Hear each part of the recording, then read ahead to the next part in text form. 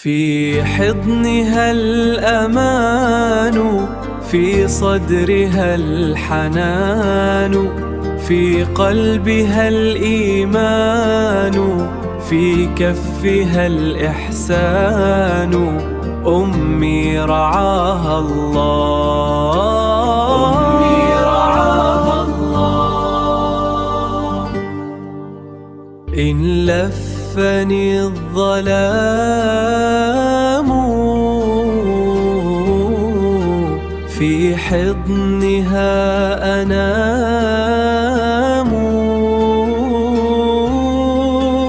أو مسني السقام في كفها السلام. أمي حماها الله،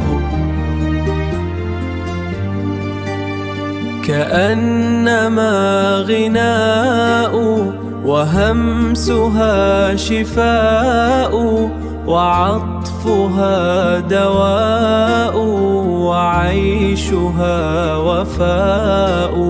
طابت بها الحياة.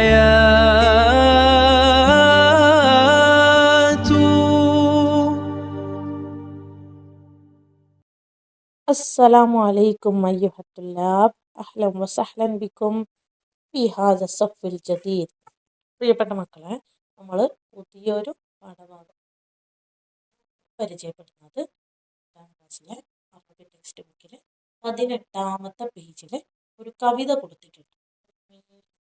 എൻ്റെ ഉമ്മ എന്ന് പറയുന്ന ഒരു കവിത. ഈ കവിതയുമായി ബന്ധപ്പെട്ട പ്രവർത്തനങ്ങളിലേക്കാണ്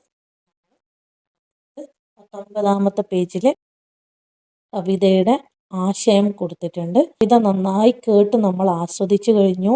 അതിൻ്റെ ആശയങ്ങൾ നമ്മൾ മനസ്സിലാക്കിയിട്ടുണ്ട്. അവയൊരു ചെറിയൊരു കുറിപ്പായിട്ട് 19ാമത്തെ പേജിൽ കൊടുത്തിട്ടുണ്ട്.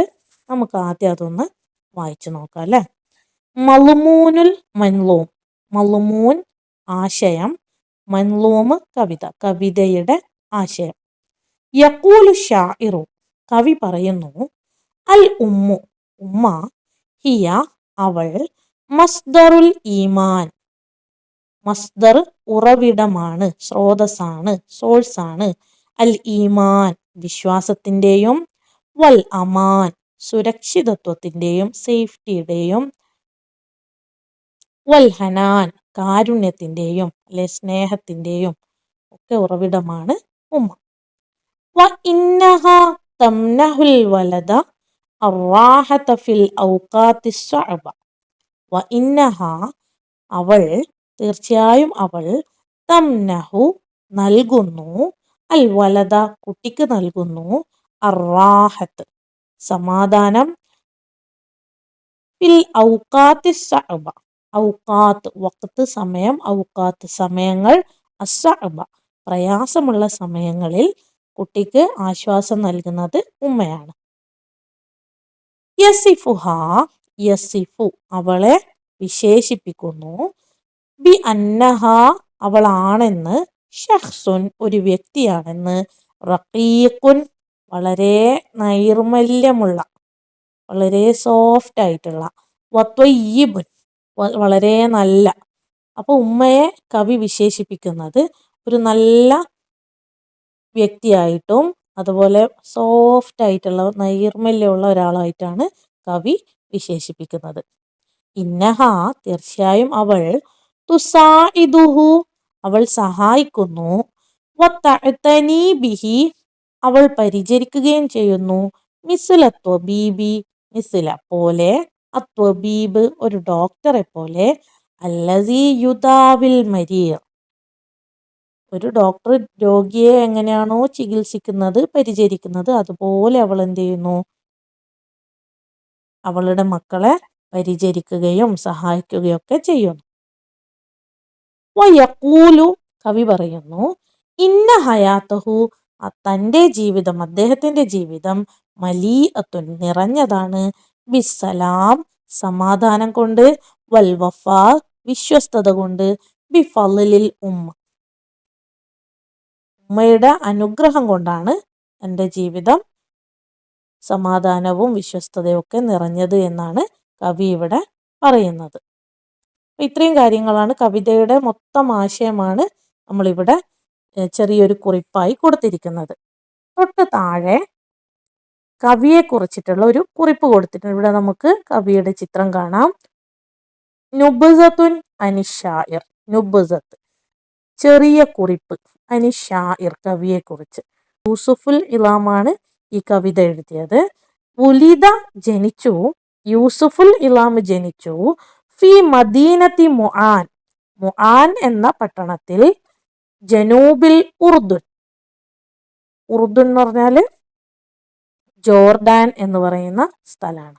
ജോർഡാൻ ജനൂദുൽ ഉർദുൻ എന്നാണ്. തെക്കൻ ജോർഡാനിലെ ഒരു മുആൻ എന്ന് പറയുന്ന പട്ടണത്തിലാണ് ഇദ്ദേഹം ജനിച്ചത്.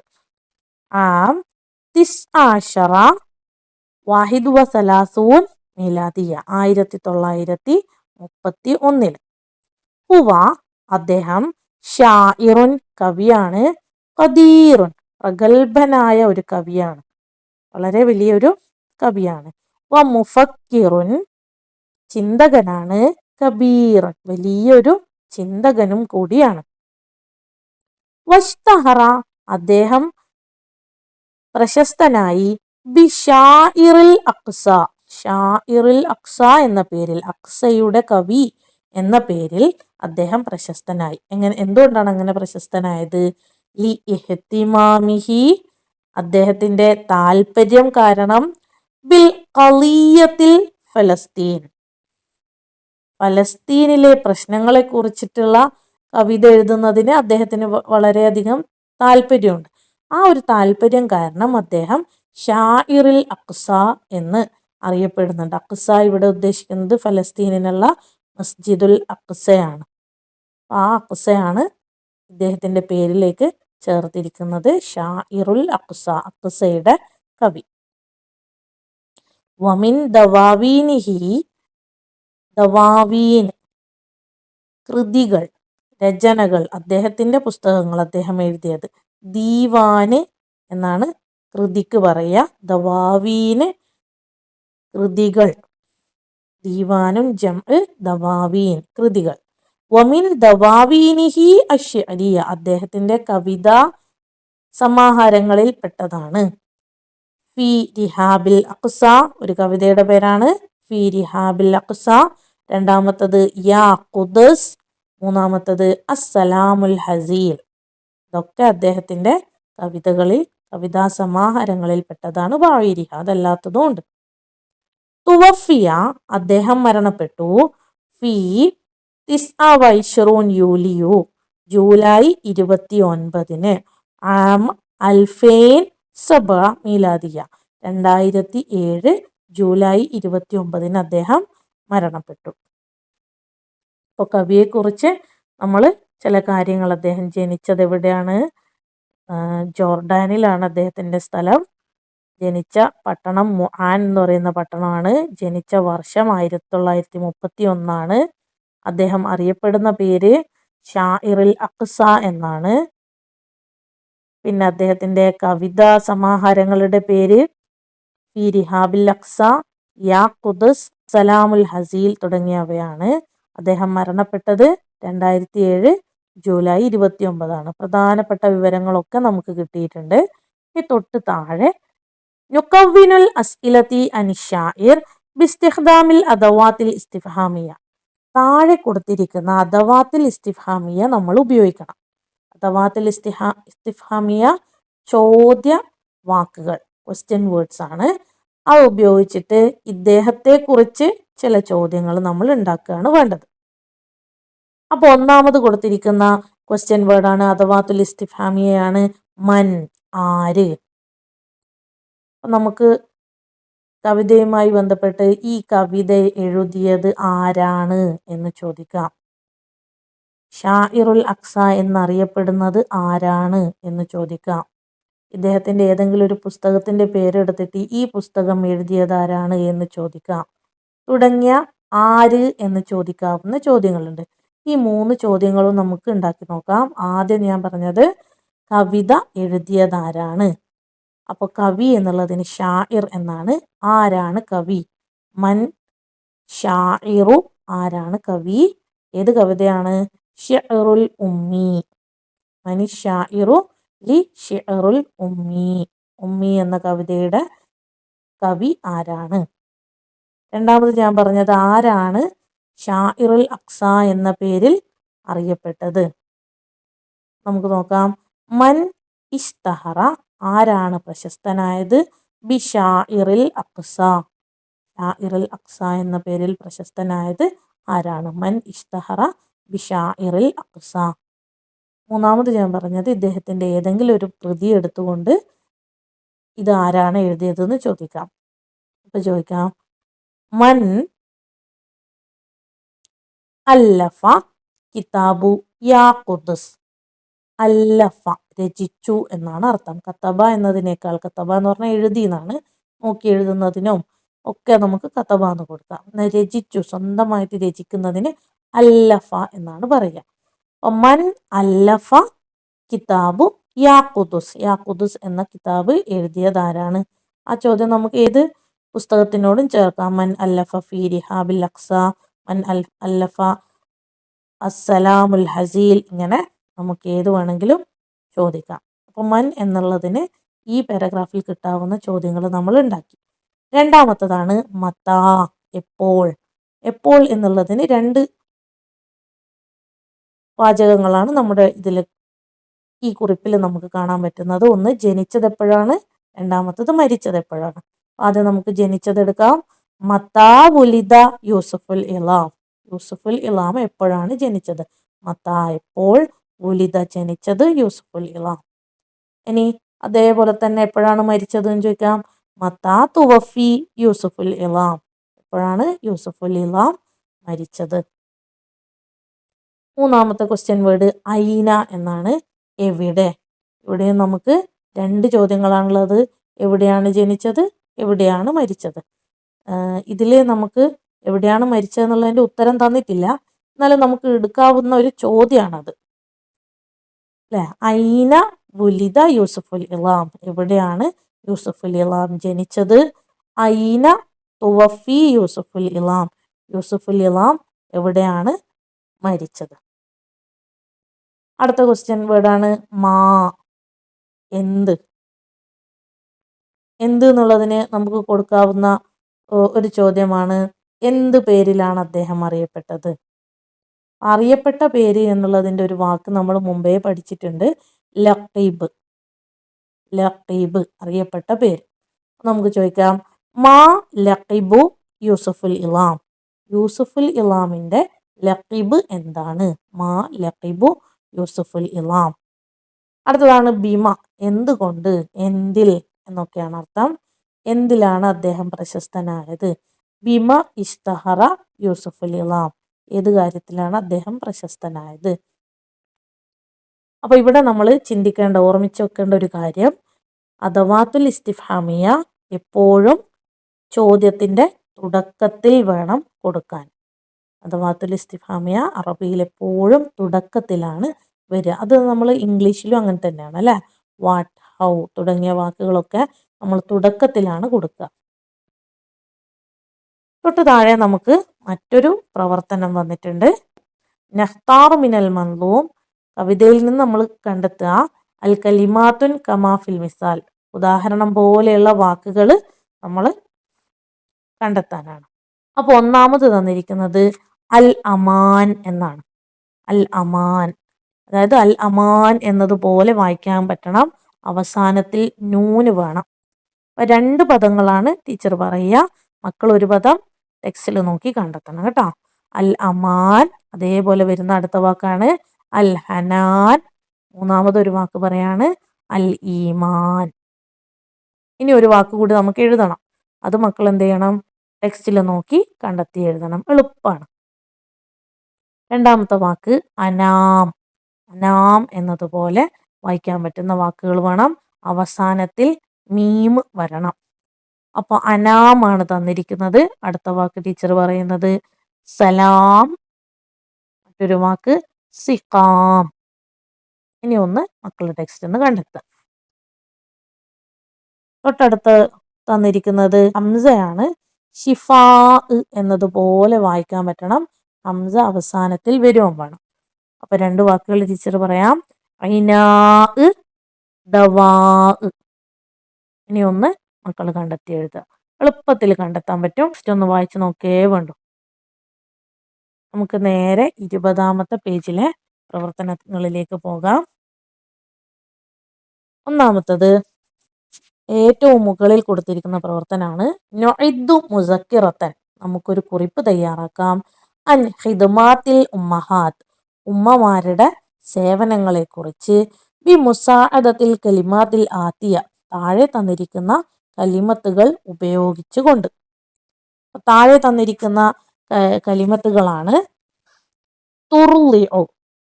തുർലിഉ എന്ന് പറഞ്ഞു കഴിഞ്ഞാൽ പാലൂട്ടി വളർത്തുക. രണ്ടാമത്തത് തുനൗലിഫു, വൃത്തിയാക്കുക. തുറബി, വളർത്തുക. തൊഹിബു, ഇഷ്ടപ്പെടുന്നു. വലത്, കുട്ടി. മദ്റസത്തുൽ ഊല, ഒന്നാമത്തെ പാഠശാല. തത്ബഹു, ഭക്ഷണം പാകം ചെയ്യുന്നു. തഖൂമു, നിൽക്കുന്നു. കൂടെ നിൽക്കുന്നു, നിലകൊള്ളുന്നു എന്നൊക്കെയാണ് അർത്ഥം. മലാബിസ്, വസ്ത്രം, വസ്ത്രങ്ങൾ. തആമ്, ഭക്ഷണം. തുഅദ്ദി, മര്യാദ. തുഅദ്ദിബു, മര്യാദ പഠിപ്പിക്കുന്നു, മര്യാദയോടുകൂടി കാര്യങ്ങൾ ചെയ്യാൻ പഠിപ്പിക്കുന്നു. തുർഷിദു, നേർവഴിയിൽ നയിക്കുന്നു. ഇത്രയും വാക്കുകളാണ് നമുക്കുള്ളത്. ടെക്സ്റ്റിൽ കൊടുത്തിരിക്കുന്നത് ഇങ്ങനെയാണ്. അൽ ഉമ്മു തുഹിബ്ബു അത്ഫാലിഹ. അൽ ഉമ്മു തുഹിബ്ബു അത്ഫാലിഹ. ഹിയ, അവൾ. നമുക്ക് ഇതിൻ്റെ അകത്തുനിന്ന് വാക്കുകൾ എടുക്കാം. ഒന്നാമത്തെ ടീച്ചർ എടുക്കുന്നത് ഹിയൽ മദ്റസത്തുൽ ഊല, അവളാണ് ഒന്നാമത്തെ പാഠശാല. ഇനി നമുക്ക് മേലേന്ന് ഓരോ വാക്കുകളായിട്ട് വരാം. ഹിയ തുർലിഉ തിഫ്ലി, അവൾ കുട്ടിയെ പാലൂട്ടി വളർത്തുന്നു. തുനൗലിഫുൽ ബൈത്ത് വൽ മലാബിസ്, തുനൗലിഫു, അവൾ വൃത്തിയാക്കുന്നു. ബൈത്ത്, വീടും. വൽ മലാബിസ്, വസ്ത്രങ്ങളും വൃത്തിയാക്കുന്നു. അടുത്തത് തുറബി എന്നുള്ള വാക്കാണ്. വ തുറബി തർബിയത്തൻ ഹസനത്തൻ. വ തുറബി, അവൾ വളർത്തുന്നു. ബി തർബിയത്തൻ ഹസനത്തൻ, നല്ല വളർത്തൽ, നല്ല രീതിയിൽ അവൾ മക്കളെ വളർത്തുന്നു. അടുത്താണ് തുഹിബ്ബു ആണ്. നമ്മൾ നേരത്തെ ഉപയോഗിച്ചിട്ടുണ്ട് അല്ലെ. അൽ ഉമ്മു തുഹിബ്ബു അത്ഫാലിഹ എന്നുള്ളത് നമ്മളത് ഉപയോഗിച്ചിട്ടുണ്ട്. ഇനി തത്ബഹു ആണുള്ളത്.